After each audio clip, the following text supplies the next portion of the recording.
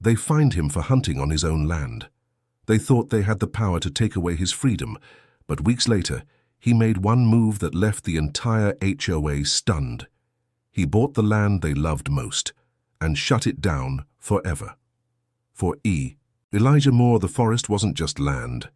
It was home. It was where his father taught him how to track deer, where his grandfather showed him how to fish the river, where he passed on the same traditions to his own son. Elijah's family had owned the land for generations. 80 acres of woods, creeks, and hunting grounds. For him, hunting wasn't a hobby. It was heritage. It was how he kept food on the table, how he honored his roots. But when the Willow Springs HOA expanded its borders, Elijah's quiet life became their target. The HOA president, Margaret Whitfield, saw Elijah's land as an eyesore. To her, the woods weren't a sanctuary, they were wasted potential. She wanted green trails, picnic benches, manicured paths. She wanted to control every inch of land in sight. And when hikers from the HOA began wandering across Elijah's property, he didn't complain. He let them enjoy the woods, figuring neighbors should be neighbors. But Margaret wanted more. She wanted Elijah out of the picture. Then one day, Elijah opened a letter that nearly made his blood boil. The HOA had fined him $2,500 for hunting on his own land. They called it a safety violation. They claimed his rifle created danger for nearby homeowners. Never mind that his property was fenced. Never mind that hunting season was fully legal. They wanted him to stop, and they thought money would break him. But Elijah wasn't a man who broke easy. At first, Elijah laughed it off. He refused to pay, sent the fine back with a note that read, "This is my land, not yours." But the more he thought, the angrier he became. They weren't just fining him. They were trying to erase his way of life. Then one evening, a friend mentioned something that sparked an idea. The HOA didn't own all the land they used for their community trails. A large section, the one hikers loved most, was privately owned by an older farmer who was ready to sell. Elijah's eyes narrowed. If the HOA thought they could control him with paper fines, maybe it was time he used real deeds to remind them who held the power.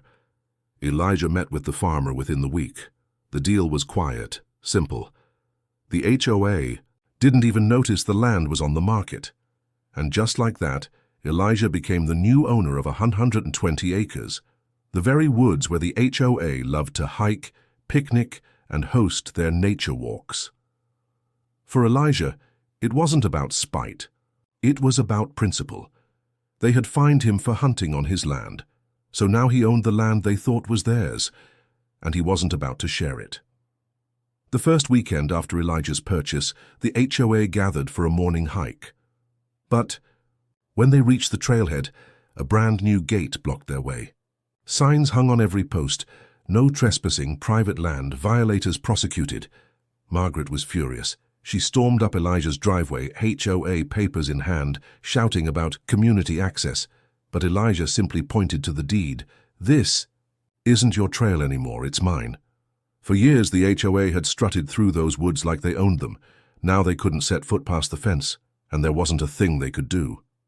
News spread fast. Families who joined the HOA for its hiking trails were outraged. Not at Elijah, but at Margaret. They accused her of provoking him.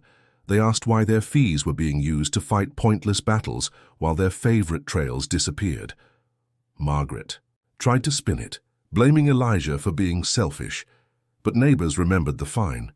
They remembered the harassment, and slowly support slipped away. Elijah never raised his voice. He never needed to. He let the locked gates speak for him. Months later, developers approached Elijah. They wanted to buy the land the HOA once used for hiking and for top dollar.